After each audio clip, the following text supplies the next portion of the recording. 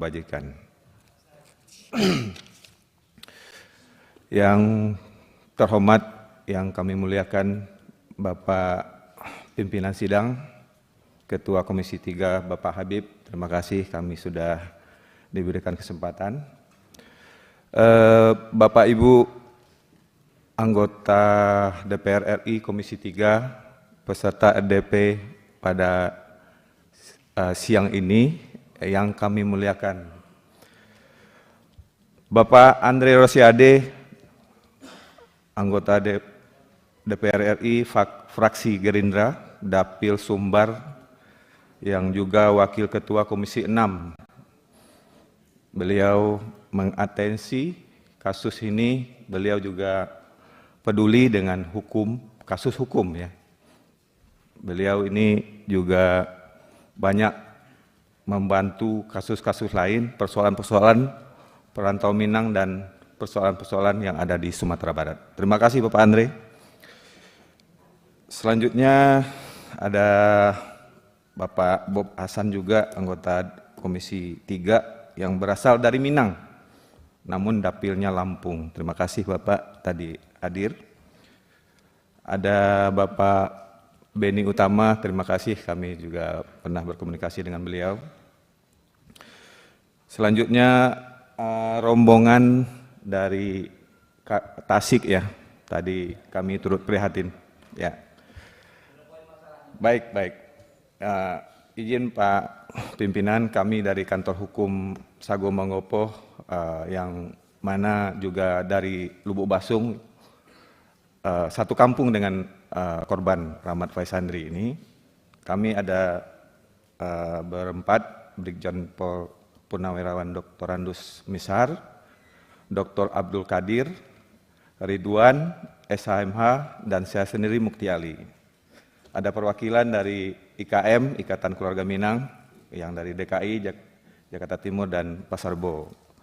IKM adalah pimpinan dari Pak Palizon, dan yang juga Bapak Andre Rosiade juga sebagai ketua hariannya, yang terus berbuat untuk baik. Saat ini hadir orang tua Rahmat Faisandri, ada Pak Tiar dan Ibu Ami. Jadi Rahmat Faisandri ini berumur 29 tahun, asal Lubuk Basung, profesinya sebagai sopir bus akap antar provinsi, Pak. Ya, Al-Hijrah terakhir. Jadi izin kami paparkan kronologi advokasi yang sudah kami telusuri semenjak kami menerima kuasa dari keluarga korban tanggal 15 November. Kami pun mengumpulkan info-info terkait simpang siurnya kematian Rahmat Faisandri ini, yang ternyata pelaku memakai motif pencurian untuk mengaburkan dugaan mengaburkan motif-motif yang sebenarnya, yang diduga kuat menurut kami pembunuhan berencana, yang terencana lah. Maka kami coba membeberkan beberapa alur dan hasil penelusuran yang di lapangan yang berkaitan dengan kasus ini. Kira-kira motif kasus berkembang diantaranya ada asmara, ada narkoba, ada pencurian, dan bahkan ada pembunuhan. Dari keempat motif tersebut, Polsek Pasar Rebo tampaknya cenderung mengembangkan motif yang pencurian, di mana motif tersebut malah menyingkap beberapa fakta yang saling bertentangan, yakni motif pencurian, pengeroyokan, hingga mengakibatkan Rahmat Faisandri ini meninggal. Banyak kejanggalan yang tidak linear dengan keadaan di lapangan yang telah kami telusuri secara berkesinambungan. Seperti yang kami coba temui salah satu security. Mohon maaf Pak. Siap. Mohon maaf, diceritakan itu kronologis saja Pak. Baik, kronologis peristiwa ini dari A sampai hari ini gimana? Baik. Jadi yang soal motif dan lain sebagainya itu kan nanti Pak. Mending kronologisnya seperti apa? Ada masalah, ini orang berangkat dari mana, kemudian tahu meninggal dunia, membuat laporan kemana, apakah diterima atau tidak, itu yang kami baik. penting. Yuk. Baik pimpinan, terima kasih. Jadi semenjak Rahmat Faisandri ini diantarkan oleh warga ke Polsek Pasar Rebo pada tanggal 20 Oktober 2024 dini hari atau pagi. Rahmat Faisandri ini dituduhkan pencuri. Jadi dibuatkanlah LP-nya. Pada saat itu dibuatkan LP pencurian terhadap Rahmat Faisandri yang pada saat itu diantar nyaris tidak memakai pakaian, hanya hanya memakai celana dalam dan tangan terikat ke belakang. Selanjutnya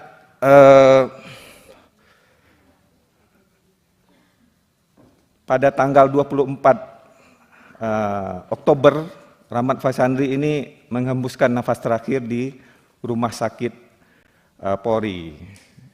Berapa hari setelah diserahkan? 5 hari. 5 pimpinan. hari. 5 hari. Jadi kami temui di mana, di Polsek tadi mana? Pasar Rebo. Pasar Rebo. Pasar Rebo di 5 hari ditahan, lalu meninggal.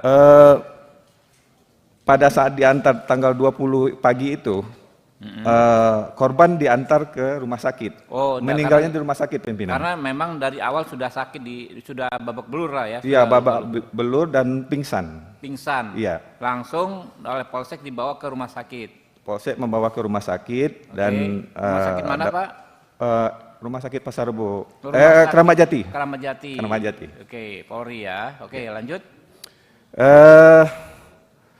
Kami menerima berkas laporan itu baru dibuat tanggal 24 saat dia meninggal itu. Saat dia meninggal itu laporannya masih Mr. X karena belum diketahui identitasnya pimpinan. Jadi yang laporan polisi itu baru laporan model A yang kan gini Pak, waktu diserahkan tadi tanggal berapa? 20 berapa? Tanggal 20 pagi. 20 pagi. Ya. Itu kan langsung bikin laporan dong masyarakat yang menerimanya dong. Ngapa yang menyerahkannya dong? Yang menyerahkan ini membuat laporan pencurian terhadap korban ini, Pak. Oke, iya tanggal 20. Tanggal 20. Waktu menyerahkan itu? Iya. Oke, lanjut. 5 hari meninggal, terus apa? Meninggal tanggal 24 itu di rumah 4, sakit Polri. Ya. Polsek baru membuatkan laporan LP-nya Pak, model A. Dan itu masih Mr. X. Mr. X belum diketahui. Belum diketahui identitasnya. Ya, oke. Jadi mungkin dari situ kami juga merasa kejanggalan karena kan nggak ada identitasnya kali Pak, nggak ada dompet, nggak ada apa, mungkin ya kan nggak ada pakaian waktu itu. Betul pimpinan. Tapi kita melihat Polri ini kan sangat Oke, lanjut. Baik. Jadi ketika keluarga ini masih mencari ini orang hilang. Karena 5 hari nggak ketemu, ya kan, nggak ada kabar. Sejak tanggal 20 pimpinan. Iya, sejak tanggal 20 sampai tanggal 24. Iya. Ya. Jadi keluarga ini membuat laporan orang hilang di Polres Jakarta Timur tanggal 30 Oktober. 30 Oktober. Iya. Oke. Tanggal 2 November keluarga juga mendatangi Polsek Pasar Rebo untuk menanyakan orang hilang dan menunjukkan foto dan ciri-cirinya. Nah, itu juga kami melihatnya di situ banyak kejanggalan juga ketika sebenarnya di tanggal 24 itu, 25-nya Kapolseknya mengatakan udah kami temukan, kami udah inafis, sudah dapatkan identitasnya. Tapi ketika keluarga korban bertanya tanggal 2 November itu masih tidak ada mengatakan, Polsek Pasar Rebo tidak ada menemukan atau menerima korban apapun yang sifatnya tawuran atau laka lantas dan sebagainya. Lalu tanggal 5 November dikabarinlah keluarga bahwa ada mayat atau jasad di rumah sakit Polri yang datanya sesuai dengan yang pernah tanggal 5. Tanggal 5, Pak. Itu belum nggak langsung dimakamkan ya setelah meninggal ya? Tanggal 5 itu baru ditemukan, Pak. Ditemukan, jadi ketika keluarga datang, benar sesuai bahwa ini keluarga kami. Yang meninggalnya kan tanggal 24, ya kan? Ya, meninggal tanggal 24, baru bertemu dengan keluarga itu tanggal 5 November, Pak. 10 hari, nggak dimakamkan itu ya? Nggak dimakamkan? Di rumah sakit masih di ruangan jenazah. Oke. Jadi ketika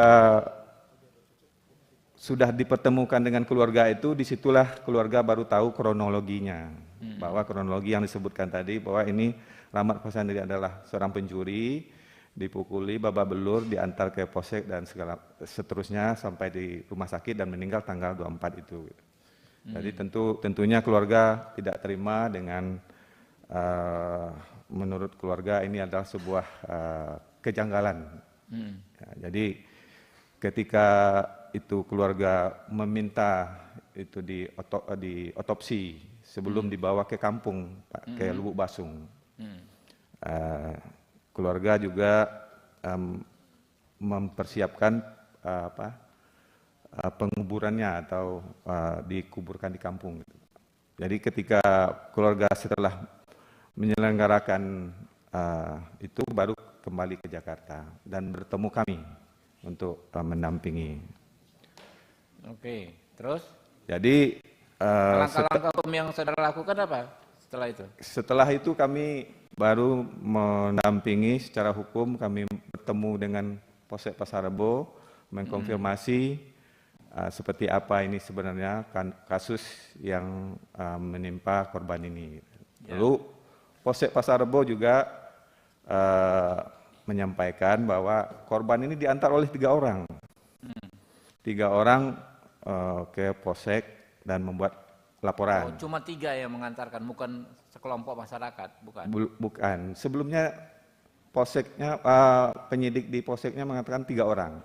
Oke. Setelah kami konfirmasi dengan hasil penelusuran kami, baru teman-teman di situ mengakui benar memang ada 4 orang. Tetapi yang 1 orang ini tidak mau dimasukkan ke dalam saksi ataupun dibuatkan dalam orang yang ikut mengantarkan pimpinan. Gitu.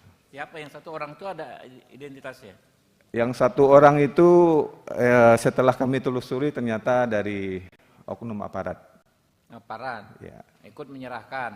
Ikut menyerahkan tapi Ya, tidak aparat mau. Di mana, berdinas di mana, apa aparat apa? Kepolisian, kejaksaan, Satpol PP? Izin menyampaikan aja aparat Brimob. Ini keterangan siapa bahwa Brimob ini ikut mengantarkan? Dari Polsek. Polsek. Iya. Dari keterangan Polsek. Iya. Ada seorang anggota. Anggota Brimob yang ikut mengantar ikut tetapi tidak mau dimintai keterangan dan tidak mau dimasukkan ke dalam. Oke. Oke, lanjut. Jadi ketika kami terus menelusuri, ternyata Polsek Pasar Rebo ini tidak mengamankan TKP. Kami mendatangi TKP, menelusuri, TKP itu bebas dari polis lain. Dan barang-barang bukti yang mendukung kami lihat sudah tidak ada. Pertama, tukang yang ada di situ yang ikut. TKP-nya apa itu, Pak? Berupa rumah? TKP-nya itu ruko-ruko di sebuah gedung ya. Di mana itu, Pak? Persisnya di depan rumah sakit Pasar Rebo di seberangnya, Pak. Di situ bangunan ruko-ruko berjejer. Oke. Itu banyak beberapa, ada kampus juga di situ. Ya, tahu. Iya. Dapil saya itu. Oh iya, Oke. siap. Ya. Jadi di belakangnya itu ada yang dibangun, Pak Ketua. Oke. Jadi ketika di situlah ya, di situ. TKP-nya di situ. Lanjut. Jadi ketika kami menelusuri TKP inilah keterangan dari security, katanya korban ini masuk dari belakang, padahal masuk dari belakang. Ruko dari belakang. Ya, dari belakang sekitar jam 2 pagi. Jam 2 pagi. Ya, Lalu? jam 2 pagi tentu kami tetap terima aja apapun keterangannya. Ya, lanjut aja, Pak, terangkan aja. Ya. Oke, terus? Jam 2 pagi itu korban ini naik ke lantai 2 ruko yang di belakang yang sedang dibangun itu. Lalu itu ruko kosong apa ada isinya? Ruko masih dalam tahap pembangunan. Belum ada yang menghuni. tukang-tukang itu pada tidur di sana. Tapi nggak ada barang berharga di situ kayak ruko yang udah banget penghuni gitu, nggak ada? Ya mungkin ada milik yang tukang punya. Ya. Jadi tukang-tukang punya, oke. Ya, jadi masuk ke dalam situ. Nah, di situ itu korban mengambil HP katanya, HP dan dompet. Dan dompet, lanjut. Ya. Lalu karena ketahuan, lalu rebutan, tarik-tarikan barang Ya, nih. oke, lanjut. Lalu korban ini jatuh dari lantai 2 itu ke bawah dan melarikan diri. Setelah dikejar melarikan diri, korban ini balik lagi katanya. Balik lagi dan naik ke lantai 2 lagi, pura-pura tidur. Ini keterangan pimpinan. Pura-pura tidur di sana. Oke. Saat itulah dia dipukuli rame-rame oleh para tukang. Tidak kenal dengan tukang situ. Dia. Nah, kami meminta keterangan kepada oknum tadi, tukang itu sudah dipecat katanya. Ya kok bisa tidur di situ gitu, kenal? Tukang itu kan bekerja. Bukan. Si almarhum ini bisa tidur di situ apa? Kenal atau tidak? Iya, mungkin itu skenario yang dibangun. Bukan Pak, bukan. Ya. Yang Bapak tanya, ditanyakan kenal nggak gitu kawan kalian Tidak, atau bukan? tidak. Tidak Bapak tanya? Tidak kenal katanya. Tidak kenal. Ya. Jadi memang orang asing datang ke situ. Betul. Almarhum ini. Rahmat Faisandri ini adalah dia sopir bus. Tahu. Ya. Kok logikanya gimana? Dia bukan orang situ bisa pura-pura tidur di situ, padahal baru ngambil handphone, tuduhannya kan? Iya, tapi yang kami tangkap itu dia maksud mengelabuhi. Oke. Tapi karena memang sebuah keterangan, kami tetap terima keterangan. Oke, lanjut. Jadi setelah dipukuli rame-rame di belakang situ, lalu dibawa. Rame-rame. Kata ini menurut security ya, Iya, rame-rame. menurut security. Oke, lanjut. Security yang kami temui di sana. Setelah dipukuli di belakang rame-rame, diamankan dibawa ke depan dekat pos security. Oke. Jadi security yang satu ini menjelaskan setelah kami amankan, kami bawa ke depan dekat pos, lalu ada lagi orang-orang lewat sekitar pukul 3 pagi itu lewat ikut masuk memukulin. Oke. Mengakibatkan korban ini pingsan. Di satu sisi tadi kepala security tadi yang kami maksud oknum tadi punya cerita yang berbeda. Dia pada saat kejadian dia sedang tidur, ada keributan, dia dibangunin. Ketika kami tanyakan, kami sampaikan bahwa ini dipukuli di belakang lalu diamankan ke depan gitu.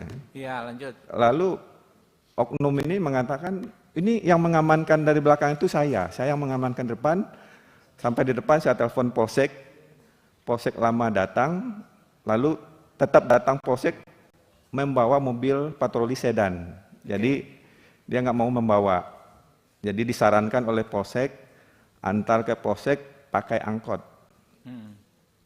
Jadi memang dua keterangan security dan pimpinan security itu.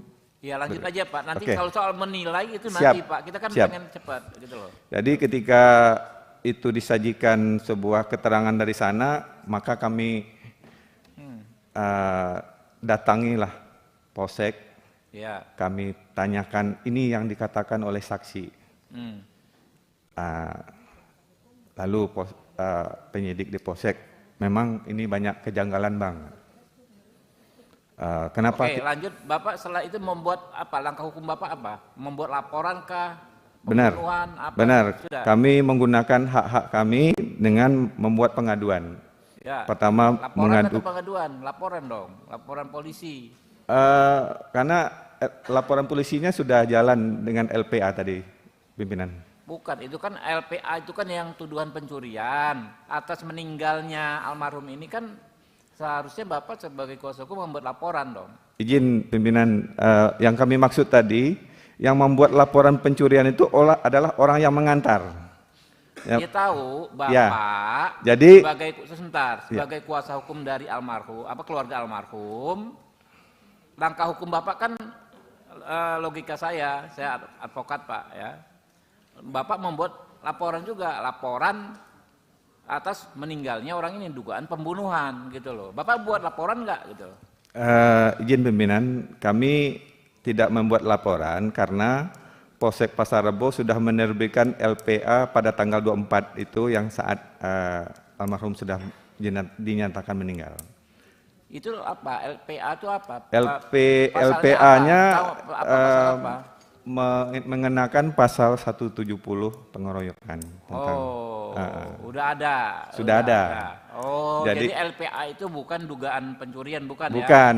Pengeroyokan. Itu terhadap korban. Berarti kan tinggal kita kontrol status LPA tersebut. Betul. Betul pimpinan. LP-nya. Oke ya. Cukup ya? Cukup. LPA di Polsek Pasar Rebo, Polres Jakarta Timur, Polres Jakarta Timur. Oke, ya. nanti kita tinggal atensi saja, ya, teman-teman ya. Izin sedikit lagi pimpinan, memang ada perkembangan. Saat ini LP itu sudah ditarik oleh Polres Jakarta Timur. Oke, tinggal kita panggil nanti, makanya. Terima kasih pimpinan. Oke. Ini izin mungkin